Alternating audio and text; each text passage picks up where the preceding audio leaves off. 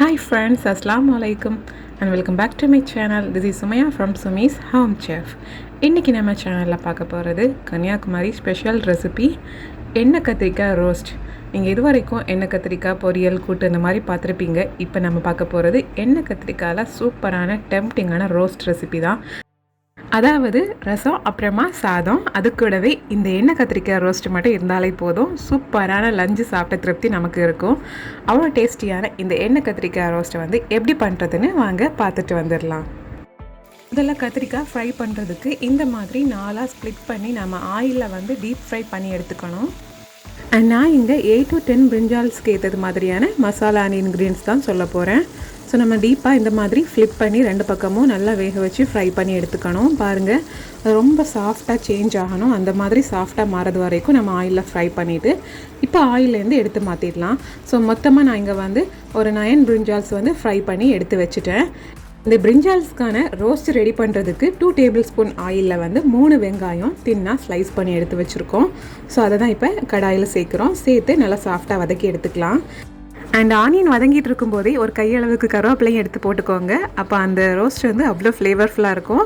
அப்புறமா ஒரு டீஸ்பூன் அளவுக்கு இஞ்சி பூண்டு விழுதும் சேர்த்து நாம் அந்த ராஸ்மெல் போகிறது வரைக்கும் கொஞ்சம் நேரம் ஆயிலில் வதக்கிக்கலாம் இந்த மாதிரி. ஸோ ராஸ்மெல் போனதுக்கு அப்புறமா 2 சின்ன தக்காளி அதையும் ஸ்லைஸாக கட் பண்ணி வச்சுருக்கோம். ஸோ அதையும் சேர்த்து நல்லா குழையிறது மாதிரி வதக்கி எடுத்துக்கோங்க. அதாவது தக்காளி வெங்காயம்லாம் நல்லா குழஞ்சி வரணும். ஸோ ஃபைனலாக இந்த மாதிரி குழஞ்சி வந்ததுக்கு அப்புறமா நாம் இதில் வந்து மசாலா தூள் சேர்க்க போகிறோம்.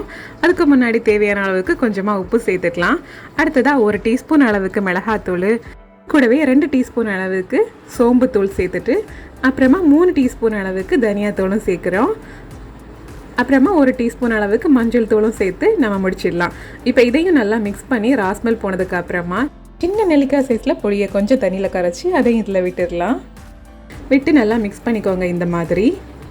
இப்போ இதில் ஒரு 3/4 கப் அளவுக்கு தண்ணி சேர்க்குறோம். தண்ணி சேர்த்து நல்லா அந்த தண்ணி மசாலாவோட சேர்ந்து கொஞ்சம் லிக்யூடாக வரது மாதிரி மிக்ஸ் பண்ணி எடுத்துக்கோங்க இந்த மாதிரி. இப்போ இதில் வந்து நாம் கத்திரிக்காவை சேர்த்து வேக வச்சு எடுக்க போகிறோம். ஸோ இது வந்து நல்லா பாயில் ஆகணும். நம்ம மிக்ஸ் பண்ணி வச்சுருக்கக்கூடிய இந்த மசாலா இப்போ பாருங்கள் நல்லா கொதிக்குது. இந்த மாதிரி நல்லா கொதி வந்ததுக்கு அப்புறமா நம்ம ஏற்கனவே ஃப்ரை பண்ணி வச்சுருக்க சாஃப்டான சூப்பரான கத்திரிக்காயை ஒவ்வொன்றா சேர்த்துக்க வேண்டியதுதான். கத்திரிக்காய் சேர்த்ததுக்கு அப்புறமா தான் நம்ம இன்னும் கொஞ்சம் கேர்ஃபுல்லாக இதை செஞ்சு எடுக்க வேண்டியிருக்கும். அதாவது இந்த கத்திரிக்காயெல்லாம் உடையாமல் அது முழுசாக இருக்கிறது மாதிரியே நம்ம சாஃப்டாக அதை வந்து இந்த மாதிரி ஃப்ளிப் பண்ணி மிக்ஸ் பண்ணி எடுத்துக்கணும். பிகாஸ் அது ரொம்பவே சாஃப்டாக இருக்கிறதுனால நம்ம வந்து மிக்ஸ் பண்ணும்போது உடஞ்சி போயிடும். அதனால வந்து கொஞ்சம் கேர்ஃபுல்லாக வந்து ஃப்ளிப் பண்ணி போட்டுக்கோங்க. எல்லாத்தையும் மிக்ஸ் பண்ணி எடுத்துக்கோங்க இந்த மாதிரி. இப்படி வச்சுட்டு நம்ம வந்து அப்படியே சிம்மரில் ஒரு ஃபியூ மினிட்ஸ் போட்டு எடுத்தாலே போதும். அந்த தண்ணியெல்லாம் ட்ரை ஆகி கட்டியான திக்கான ட்ரை ரோஸ்ட்டாக ரெடி ஆயிரும். அவ்வளோதான், இப்போ முடிஞ்சிடுச்சு. இதை எடுத்து அப்படியே சர்விங் பிளேட்டுக்கு மாற்றிக்க வேண்டியதுதான். பாருங்கள் எவ்வளோ முழுசாக அழகாக சூப்பராக வந்திருக்குன்னு. அண்ட் ரொம்ப ஜூஸியாகவும் இருக்கும் இந்த பிரிஞ்சால சாப்பிட்றதுக்கு.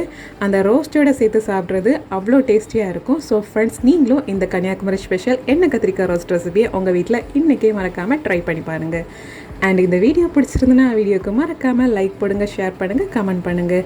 இன்னும் இன்ட்ரெஸ்டிங்கான ரெசிபிஸ் பார்க்குறதுக்கு என்னோட சேனலை மறக்காமல் சப்ஸ்கிரைப் பண்ணிக்கோங்க. இந்த நாள் இனிய நாளாக அமையட்டும்.